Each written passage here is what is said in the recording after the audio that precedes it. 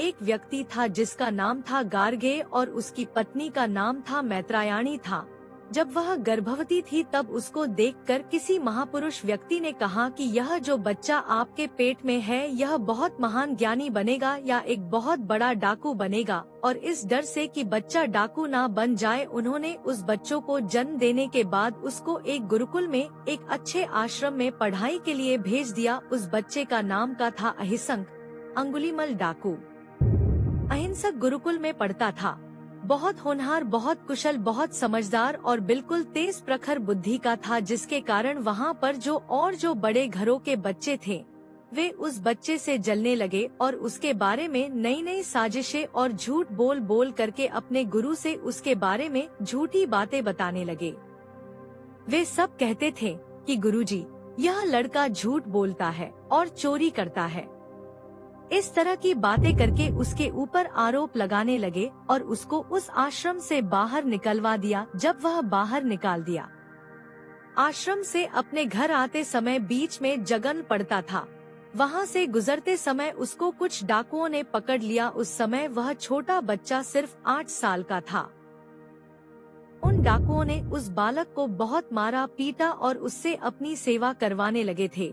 वह बच्चा उन्हीं के साथ रहते रहते वह भी डाकू लुटेरे जैसी बातें करने लगा और वह बड़ा हो गया और 16 साल का हो गया। एक बार उसने देखा कि सब डाकू सो रहे थे, तभी उसने कसम खाई कि मैं इन सब बातों को मारूंगा। उसने सोते सोते सारे डाकुओं को मार दिया और तभी उसने यह प्रतिज्ञा ली कि अब मुझे 1000 लोगों को मारना है, यह मेरी प्रतिज्ञा है। और उसने 1000 के चक्कर में उसने 999 लोग मारे। जब भी किसी व्यक्ति को मारता था तो उसकी एक उंगली निकाला लेता था, जिस कारण उसका नाम पड़ गया था अंगुलीमल डाकू के डर से आसपास के गांव खाली हो गए थे।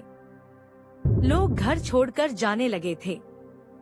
एक बार क्या हुआ कि भगवान बुद्ध, लॉर्ड गौतमा बुद्धा किसी गांव में गए। गांव में प्रवचन देने के बाद वह पहाड़ी की तरफ चलने लगे तो गांव के लोगों ने कहा कि भते गौतमा बुद्धा, वहाँ एक बहुत बड़ा बदमाश डाकू रहता है और वह आपकी भी नहीं छोड़ेगा। बेशक आप एक महापुरुष हो, इसलिए हम आपसे विनती करते हैं आप उधर ना जाए, वह आपको भी नहीं छोड़ेगा। अब तक उसने 999 लोगों को मार दिया। अब उसे केवल एक आदमी की तलाश है जिसको मारकर एवं उसकी अगंली काटकर उसके 1000 व्यक्तियों को मारने की अपना प्रण पूरा कर लेगे हूँ। इसलिए अब उसकी माँ ने भी उससे मिलना बंद कर दिया है। अब उसकी माँ को भी डर लगने लगा है कि कहीं वह मुझे ही ना मार दे। ऐसा ना हो कि वह अपनी प्रतिज्ञा पूरी करने के लिए मुझे ही निशाना ना बना ले। अब तुम समझ सकते हो कि जब एक माँ अपने बच्चे से डरने लग जाए तो वह अंगुलीमाल की खतरनाक होगा। लेकिन गौतमा बुद्धा ने कहा कि उसको अपनी प्रतिज्ञा पूरी करने के लिए केवल एक आदमी की जरूरत है ना, इसलिए उसके भले के लिए मैं वहाँ जाऊँ। अब मैं अपने आप को नहीं रोक सकता। अब मुझे अवश्य जाना होगा, क्योंकि तुम लोग अगर उसको समझ सको तो समझो। अब तक उस अंगुलीमाल न जाने कितने लोग मारे और अब वह एक आदमी की तलाश में है और एक आदमी उसको नहीं मिल रहा है, जिसके कारण वह बहुत परेशान है। और मैं चाहता हूँ कि मैं वहाँ जाऊँ, क्योंकि मेरे जाने से उसकी प्रतिज्ञा, उसने जो कसम ली है वह पूरी हो जाएगी। मुझे अपने शरीर से जो पाना था वह सब पा लिया है, लेकिन जो उसकी एक कसम है वह तो पूरी हो जाए। अब तो मैं जरूर जाऊंगा, मुझे जाना ही होगा। अब गांव वाले गौतमा बुद्धा को बुरा कहने लगे, उनके बारे में गलत सोचने लगे। यह कैसे भगवान है, हमें प्रवचन देते हैं और आज खुद ऐसा काम कर रहे हैं। वे वहाँ जा रहे हैं, अंगुलीमाल उनकी चिंता नहीं करेगा, इनकी फिक्र नहीं करेगा और इनको मार देगा। गौतम बुद्ध ने उनकी एवं अपने अनुयायियों की बात सुनकर अनसुनी कर दी और कहा कि मुझे जाना ही होगा, आप मेरे चक्कर में ना पड़े। और भगवान बुद्ध, लॉर्ड गौतमा बुद्धा, गौतम बुद्ध अंगुलीमाल की तरफ चल दिए। चलते चलते वह पहाड़ी पर उस गुफा की तक पहुँचन गए। वहीं गुफा के बाहर अंगुलीमल डाकू अपने फरसे को धार लगा रहा था। अंगुलीमल डाकू देखा कि एक महात्मा ऋषि, एक महान व्यक्ति जिसके मुख पर तेज है, जो पीले वस्त्र पहनकर मेरी चला आ रहा है, और उसने दूर से ही उन्हें आवाज दी और कहा, आप कौन हो और आप यहाँ पर क्यों आए हो? क्या आपको गांव वाले ने नहीं रोका, मेरे बारे में नहीं बताया? चलो कोई बात नहीं, मैं तुमको एक साधु महात्मा समझकर मैं छोड़ देता हूँ, आप जाओ यहाँ से। यह सुनकर महात्मा बुद्ध बोल, मेरी बारे में जानने के चक्कर में मत पड़ो, मैं कौन हूँ, कहाँ से आया हूँ, मेरी बातों को मत सुन, जो तेरा अपना काम है उसे कर ले, मेरी बातों में पड़ेगा तो उलझ जाएगा, क्योंकि अक्सर महात्मा व्यक्ति की बातों को आप सुनोगे तो आप समझ नहीं पाओगे। इस पर अंगुलीमल डाकू ने फिर भी उसने बोला, तुम जाओ, पता नहीं क्यों मुझे तुम पर दया आ रही है, तुम जाओ। गौतम बुद्ध, लॉर्ड गौतमा बुद्धा ने बोला, मैं तेरे दया का भिखारी नहीं हूँ, जो तुझे करना है कर डाल, मेरी बातों में मत पड़, अगर मेरी बात सुनेगा तो उलझ जाएगा। गौतम बुद्ध ने कहा। इस पर अंगुलीमाल ने गौतम बुद्ध को बोला, ठहर जाओ। इस पर बुद्ध बोले, तुम कहते हो ठहर जा, तुम्हें लगता है कि मैं चल रहा हूँ, लेकिन मेरी तरफ तो तुम चलकर आ रहे हो और तुम कह रहे हो कि ठहर जा, मैं तो रुका हुआ हूँ, मैं तो कब का ठहरा हुआ हूँ, तो कब ठहरेगा? इस पर अंगुलीमल डाकू कहता है कि लगता है तुम पागल हो। गौतम बुद्ध ने कहा, मैं फिर कहता हूँ, जो तुझे करना है कर ले, मेरी बातों में मत पड़। फिर उसने बोला कि मैंने बहुत लोगों को मारा है, कुछ लोगों को चलकर मारा है, बहुत लोगों से युद्ध करके मारा है, लेकिन तुम एक ऐसे पहले व्यक्ति हो जो खुद मरने के लिए मेरे पास आए हो। चलो ठीक है, अब मैं यह काम भी कर देता हूँ। वह उठा और गौतम बुद्ध को मारने के लिए चला। गौतम बुद्ध ने कहा, जब किसी को मारा जाता है तो उसकी अंतिम इच्छा पूरी की जाती है, तुम मेरी इच्छा पूरी नहीं करोगे।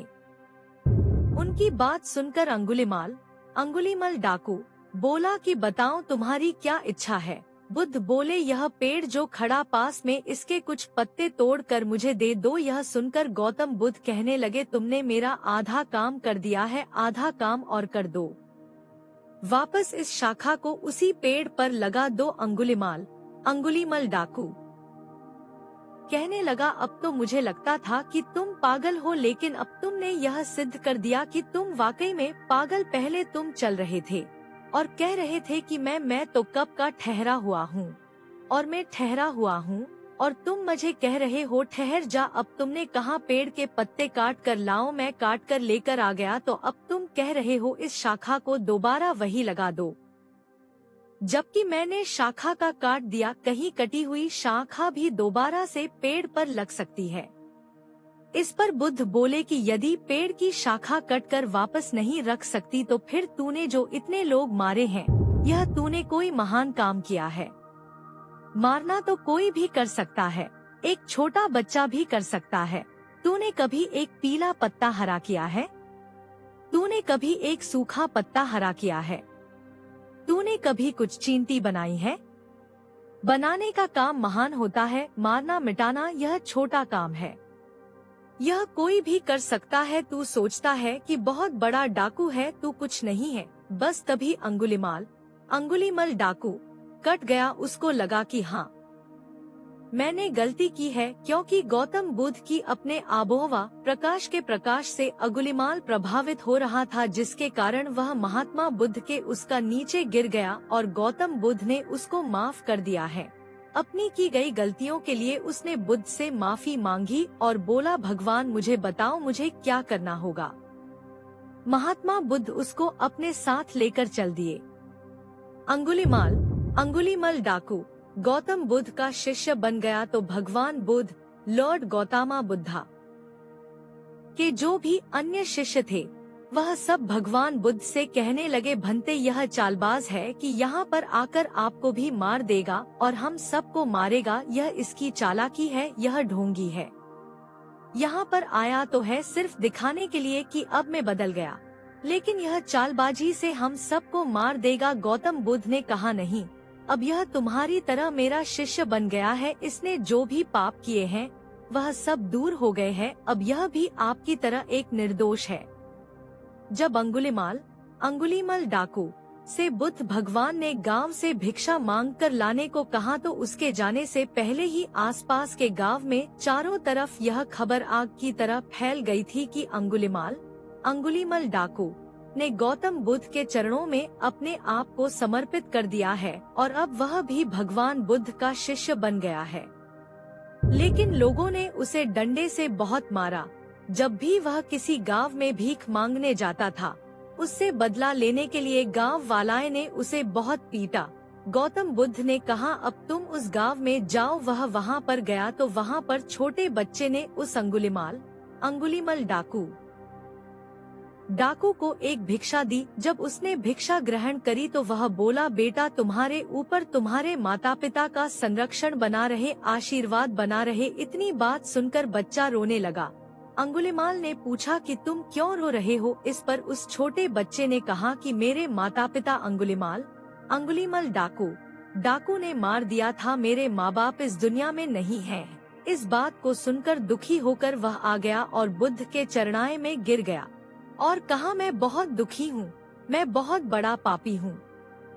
वहाँ जाते ही उसका सिर अपनी गोद में रखते हैं और पूछते हैं, अंगुलीमल डाकू तुम्हें अब कैसा लग रहा है? उसने कहा, भंते मुझे बहुत अच्छा लग रहा है और मैं इस चीज के लिए बहुत आभारी हूँ कि मैं आपके सानिध्य में हूँ और आपके चरणों में हूँ।